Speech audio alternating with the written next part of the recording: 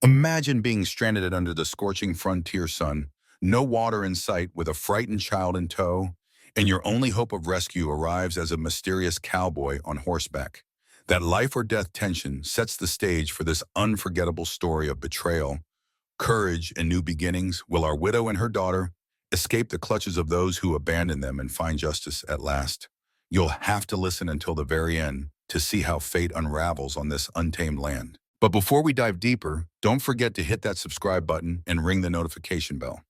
By subscribing, you'll be the first to hear the next chapter of this and many more captivating frontier tales.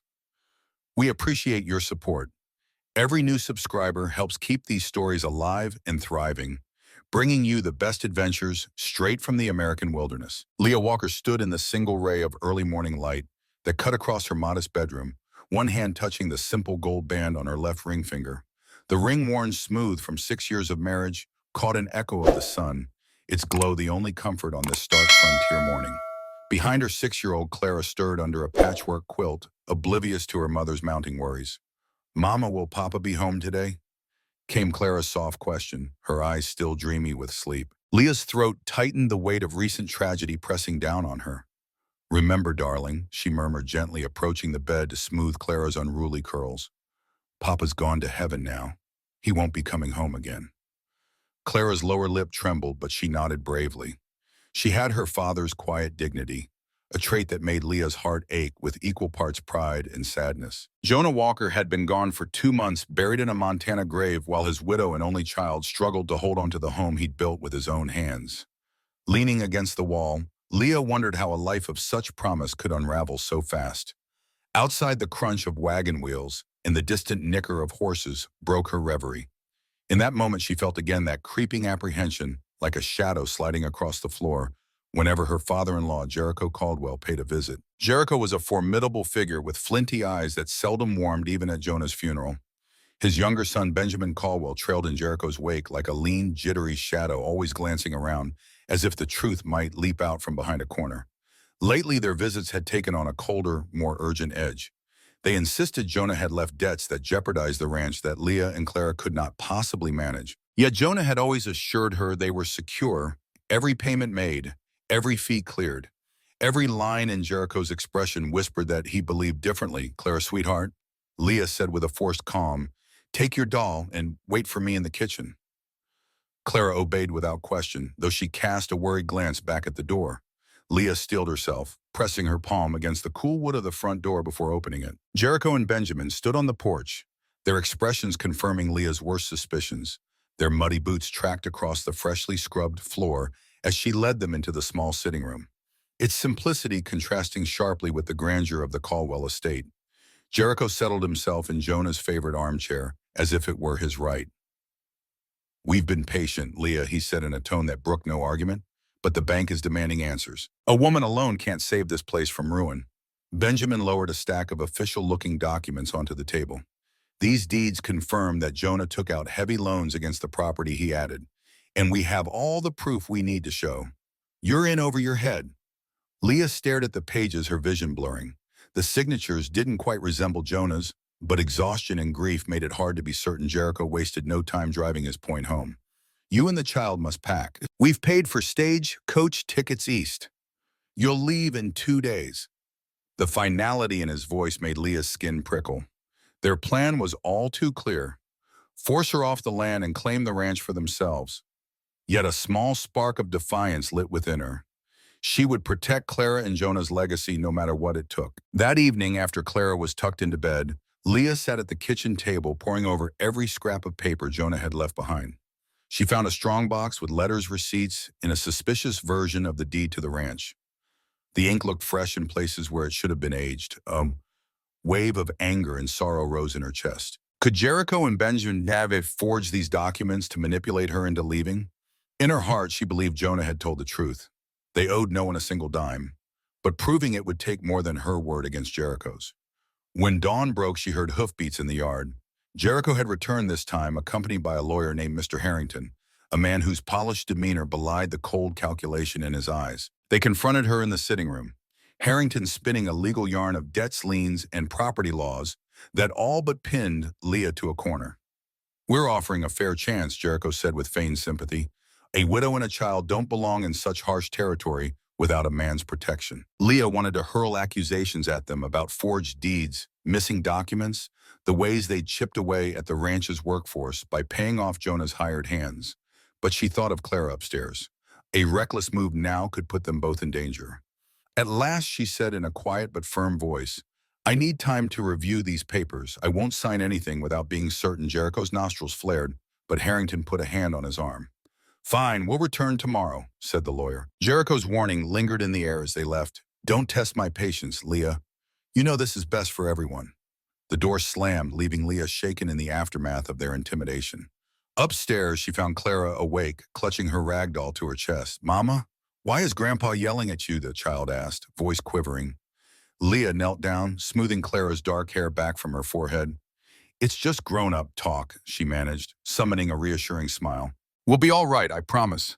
Inwardly, her mind raced. She had to escape Jericho's control, and not by his method. She recalled Jonah mentioning a trail north, a discreet path not well traveled. If she could slip away at the first stagecoach stop, she might evade Jericho's network of allies in the sheriff's office and the local bank. It was risky, but the only alternative was to meekly follow Jericho's plan and be at his mercy. The next day came in a blur. Jericho arrived promptly and personally escorted Leah and Clara to the stagecoach. Benjamin hovered nearby, his posture tight with tension. As they boarded, Leah clutched the strongbox beneath her shawl. Inside were Jonah's original letters and what she hoped was the authentic deed, her only proof that something foul was at work. Leah's plan was simple. Wait until the driver halted at the first rest station, then vanish into the labyrinth of side trails. Yet as the wheels began to roll, she couldn't shake a sense of doom, as though her every move was already anticipated. The stagecoach rattled across the rugged terrain, each jolt making Leah clench her jaw in worry. Clara dozed intermittently beside her small head resting on Leah's lap. The only other passenger was an older man in a dusty coat who appeared to be napping, but something about him felt off. She caught him throwing glances her way, and she was sure he and Benjamin had shared a subtle nod just before departure. When the coach lurched to a stop earlier than expected, Leah's pulse quickened. A sharp crack rang out, a sabotage wheel snapping beneath their weight. The coach tilted precariously, tossing its passengers about. Clara shrieked, clutching her rag doll and burying her face against Leah's shoulder. The older man leapt out with surprising agility, not a hint of frailty in his movements. Moments later, the driver unhitched the horses in a rush, muttering something about seeking help. Nearest relay station is a good 20 miles back, he called, voice distant, as he spurred the horses away. With her and Clara left behind, Leah realized the horrifying truth: no one intended to come back. This was Jericho's final ruthless play to rid himself of Jonah's widow and child. The scorching midday sun showed no mercy. Leah salvaged a half-full canteen from the wreck plus a few scraps of bread. She tore strips of cloth from her slab to protect Clara's head and neck from the sun. We'll walk northeast, she whispered. Remembering Jonah's instructions about reading the sun's position, Clara's lower lip trembled, but she followed without a word. Mile after mile, the land stretched in brutal emptiness. No shade, no water. Just the unrelenting glare of the sun. By mid-afternoon, exhaustion pinned Leah's limbs with leaden weight. Clara stumbled, nearly fainting from the heat. They had just enough strength to crawl beneath a large boulder, offering scant shadow. But in truth, it was more an illusion of relief than anything substantial. Clara clung to. Leah, tears cutting pale streaks through the dust on her cheeks. Mama, are we going to die out here? She whispered. Leah fought back her own tears, wanting to spare her daughter the terror that gnawed at her heart. We keep moving, was all she could say. Her voice broke off as she scanned the horizon and saw something, a distant rider silhouetted against the shimmering wave of heat. She blinked, half convinced it was a mirage. But as the figure drew closer, a ripple of hope stirred within her. He materialized into a solitary man on horseback, tall in the saddle and armed with a rifle strapped neatly to his side. Dust clung to his battered hat and long duster, giving him a ghostly appearance. He halted a few yards away, assessing the wrecked coach behind them. Ma'am, he said simply, voice rough-hewn from disuse. Leah managed a nod, shielding Clara with her arm. If he meant harm, there was little she could do. You got any water? She croaked. Lips cracked with thirst, the man dismounted, producing a small flask. Drink slow, he ordered. tossing it gently so it landed within Leah's reach. Relieved beyond words, she helped Clara sip first, then took a tentative swallow herself. Warm though it was, the water tasted like salvation. "Name's Elijah Cross," he said, his tone neither friendly nor hostile, just factual. "My place isn't far." Leah clutched Clara, glancing warily at this stranger. Yet something in his eyes suggested he wouldn't abandon a child to die in the desert.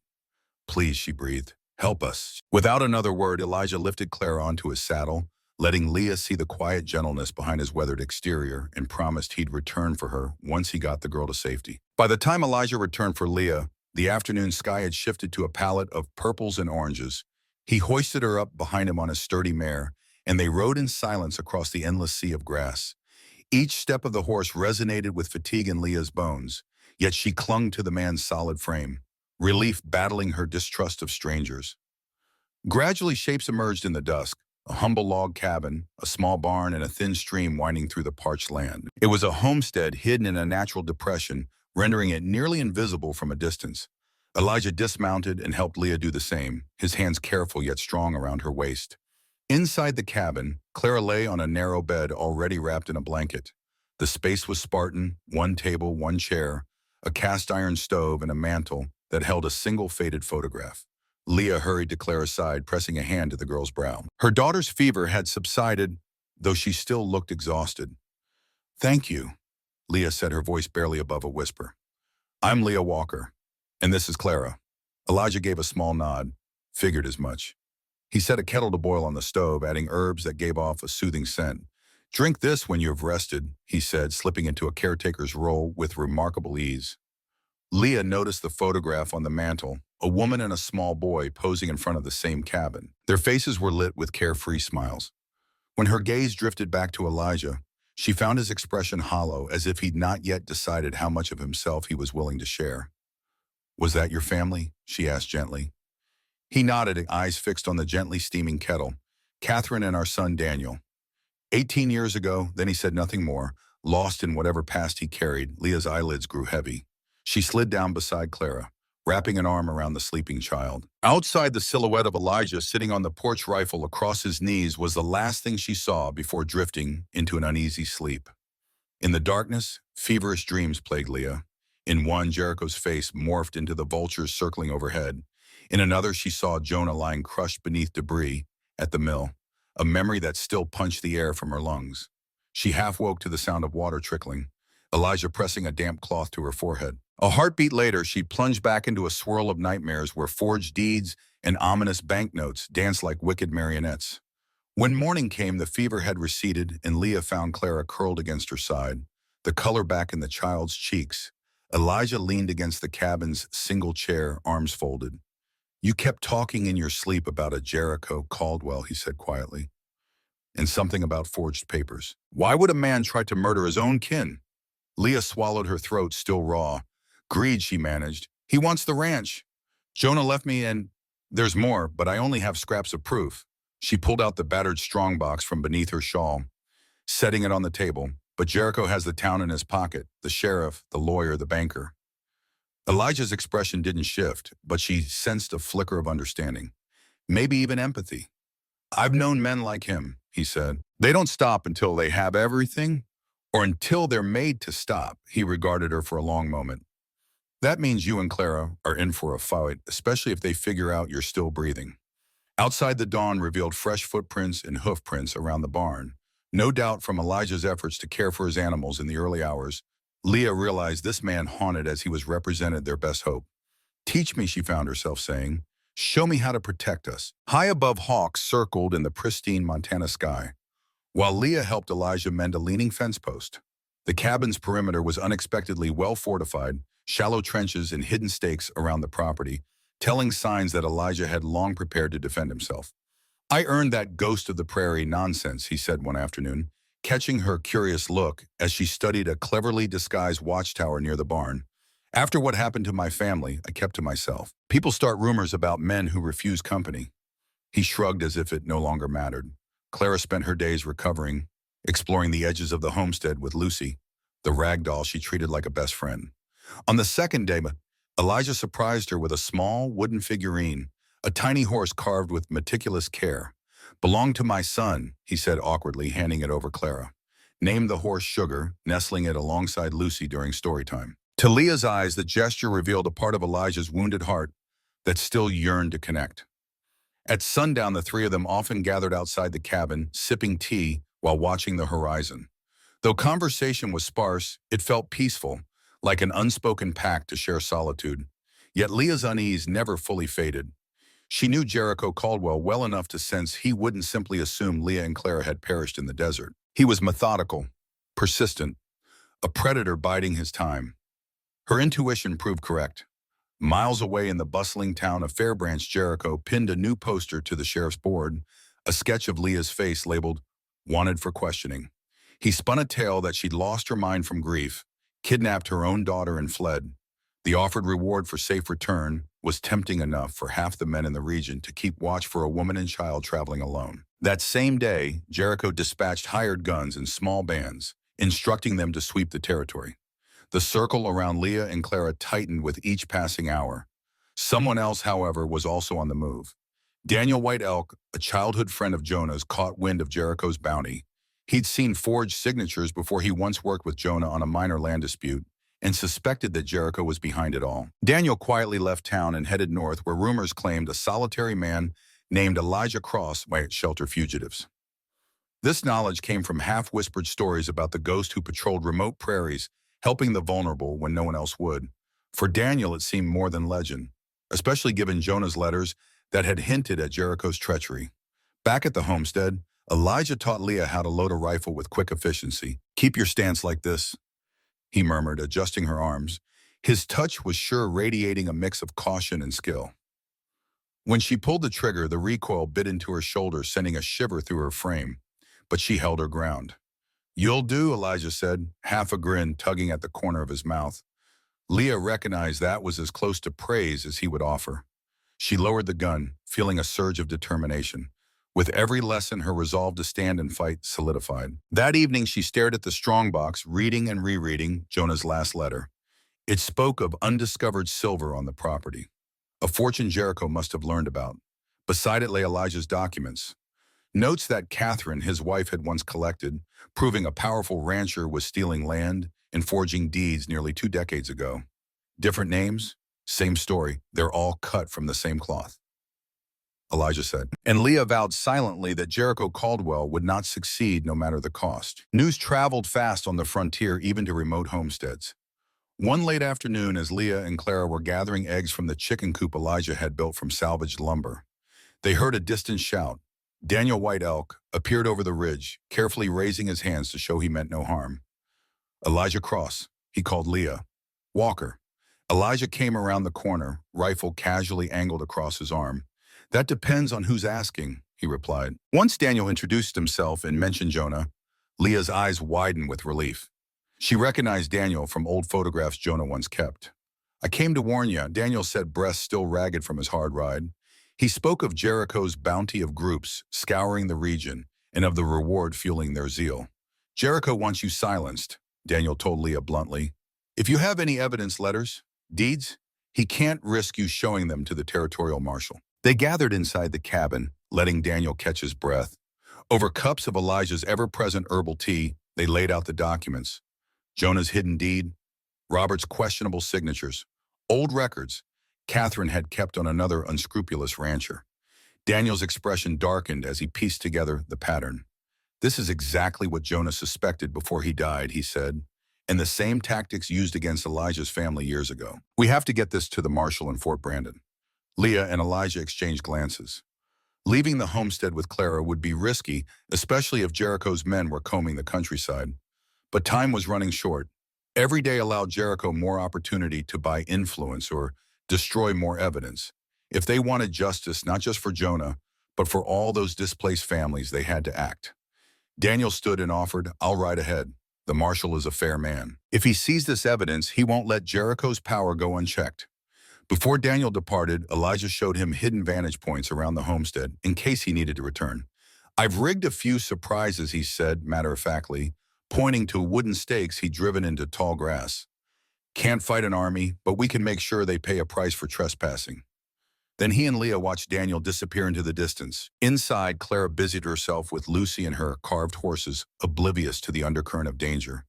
As evening shadows lengthened and Elijah and Leah took turns at a lookout on the small watchtower, the setting sun bathed the land in gold, but they couldn't fully enjoy the view. Tension arced between them like a silent alarm. "They'll try to corner us," Leah said. "Jericho's well-connected. He might find a crooked deputy or bribe a few unscrupulous neighbors." Elijah nodded, scanning the horizon. "If they show we dig in, I've run from ghosts long enough. Time to stand below."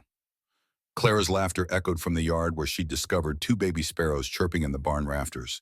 The child's small voice, full of delight, was a poignant reminder of what they were fighting to protect.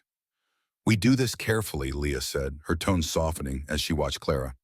"I want her to have a future without looking over her shoulder." The wind rustled through the prairie grass in agreement, carrying with it a silent vow that no harm would come to the innocent as long as there was breath in Elijah Cross's lungs and defiance in Leah Walker's heart. The first confrontation arrived at dawn. Leah, already alert from half a night's watch, spotted dust clouds on the horizon. She woke Elijah with a light shake and he rose instantly, scanning the approaching riders. "Looks like a dozen," he said. Face grim, he handed her the spare rifle. "Take the higher spot by the barn. Don't fire unless we have no choice." Clara, roused by the tension in the air, clung to Leah's side. "Mama?" she asked, eyes wide. "Bad men coming." Leah nodded, forcing a calm she didn't fully feel. "Yes, but we're ready." Elijah posted himself behind a makeshift barricade. Just then, Daniel White Elk emerged from the barn. He'd returned in the night, worried Jericho's men might strike before the marshal could act. The three exchanged quick nods, each determined to protect Clara and the documents that could topple Jericho's empire of lies. The rider slowed, forming a line in front of the cabin. One stepped forward, a lean man in a dusty coat that marked him as a hired gun. "We're looking for Leah Walker," he called.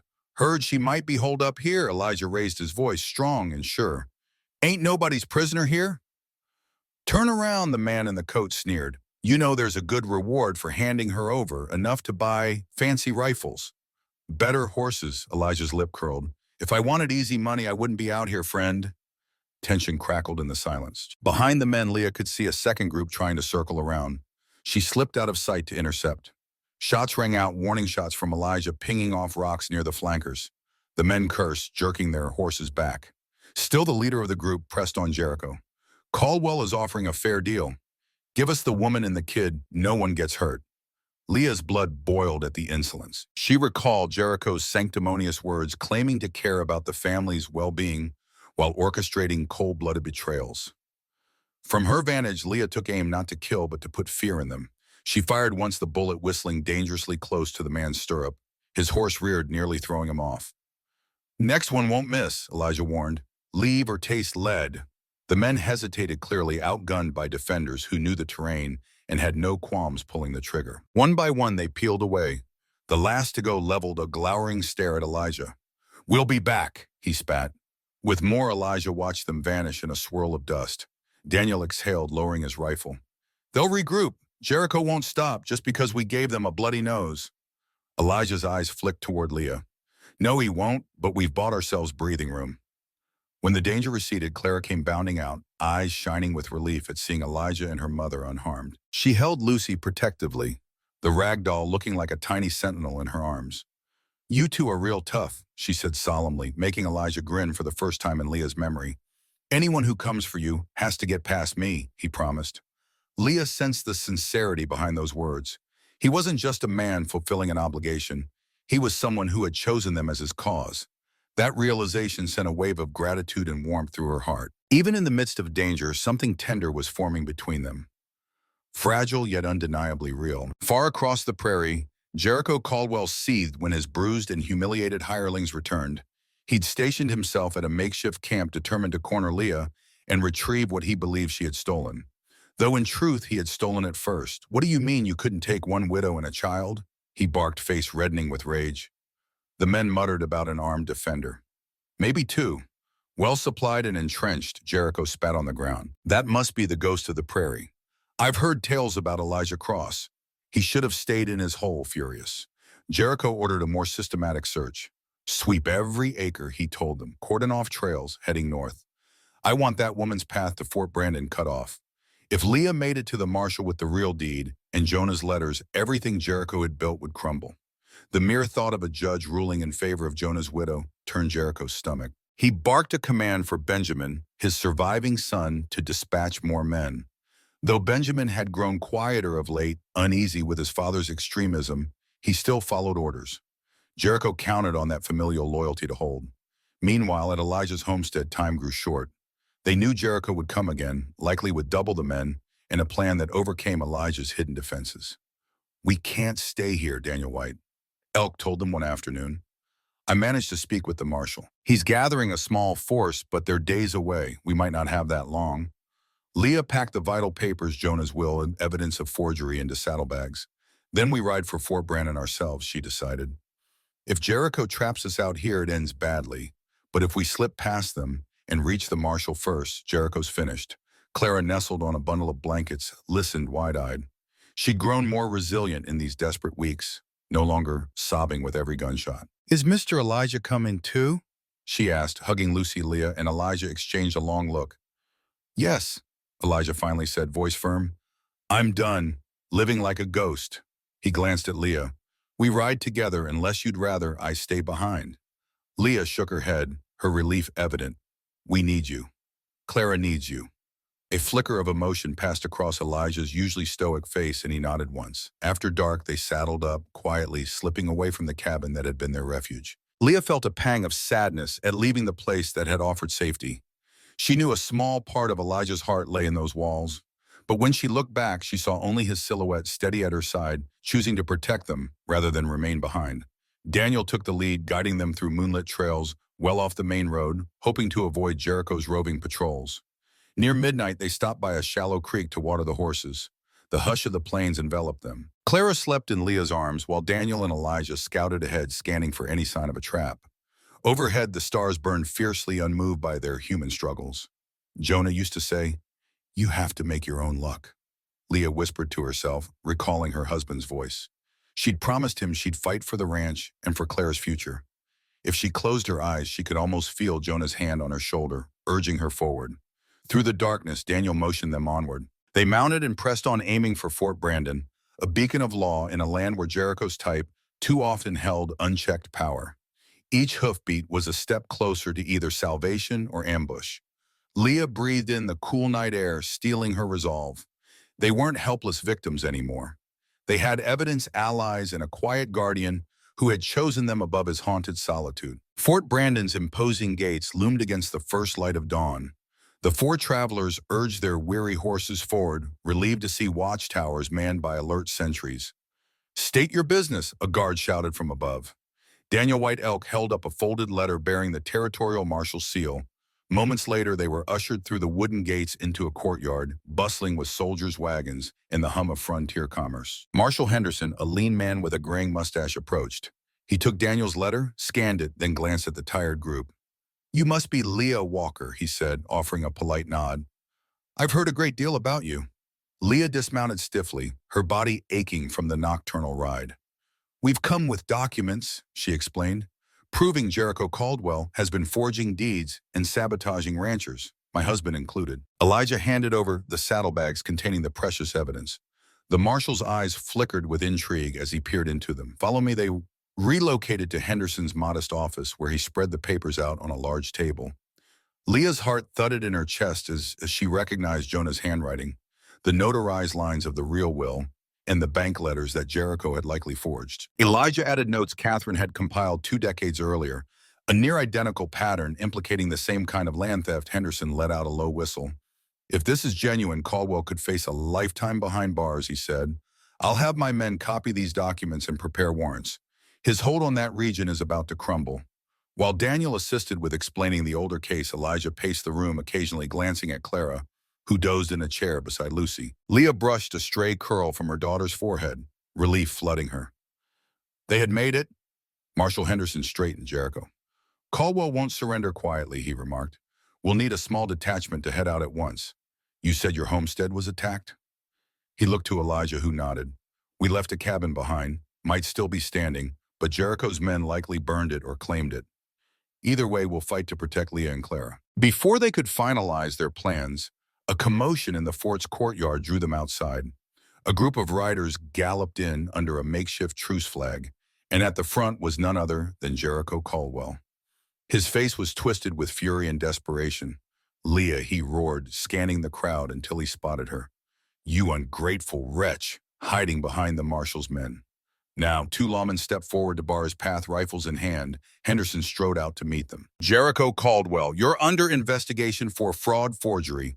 Conspiracy lies," Jericho spat. He glared at Leah. "This is how you repay my family's kindness." Leah's temper flared. "Kindness? You left me and my daughter to die in the desert." Jericho's scowl faltered, a flash of panic in his eyes. "No one was supposed to get hurt," he blurted, voice cracking. "I just needed you off that land." Henderson signaled, and two deputies advanced, shackles at the ready. Before Jericho could react, they clamped irons around his wrists. Benjamin Caldwell and a handful of hired guns tried to protest, but they were similarly disarmed. It happened so fast that Jericho barely had time to launch more accusations. Henderson's men seized the documents from Jericho's saddlebags, which included bribe logs and threatening letters. "We'll add these to the evidence," Henderson said, nodding at Leah. "Mrs. Walker, you and your friends have done this territory a great service."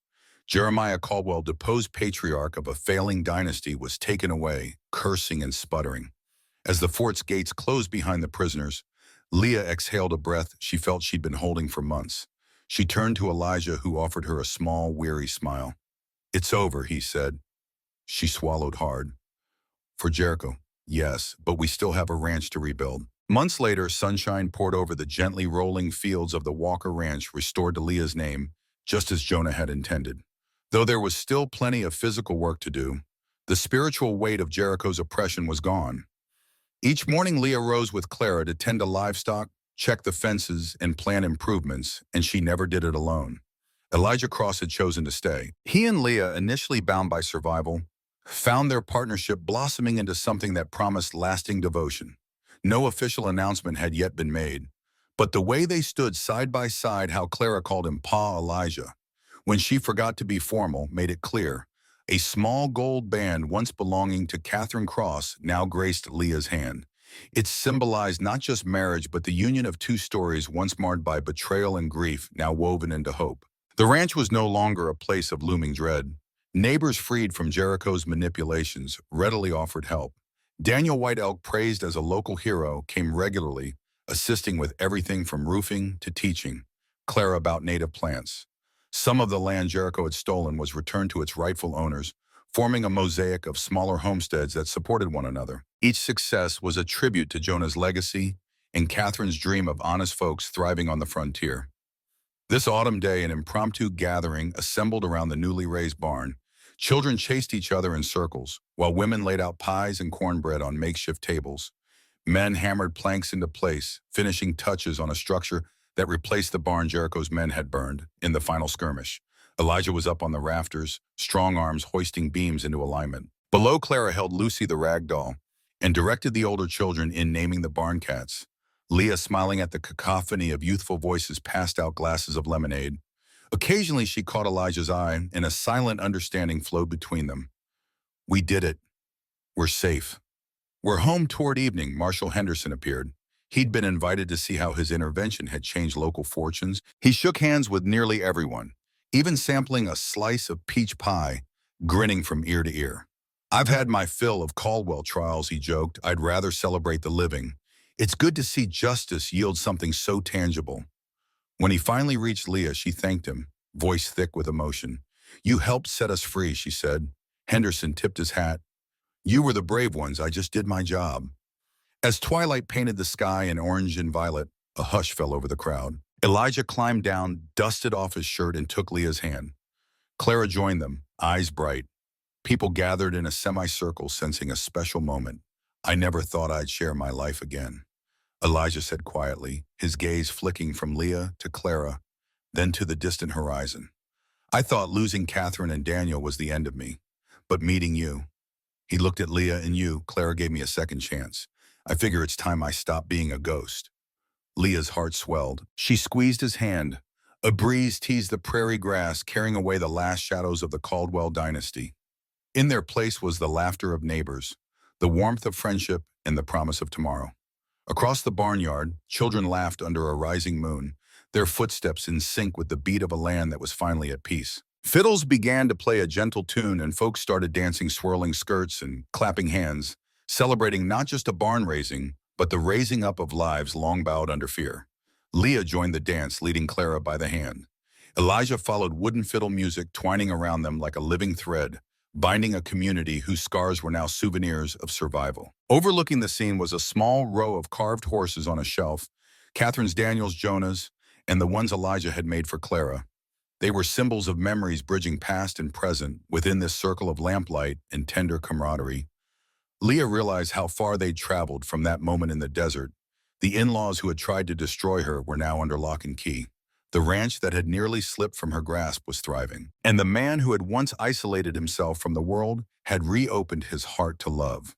For the first time in a long while, Leah felt whole. She looked around at the smiling faces, inhaled the sweet harvest air, and silently thanked Jonah and Catherine for guiding them all to this ending.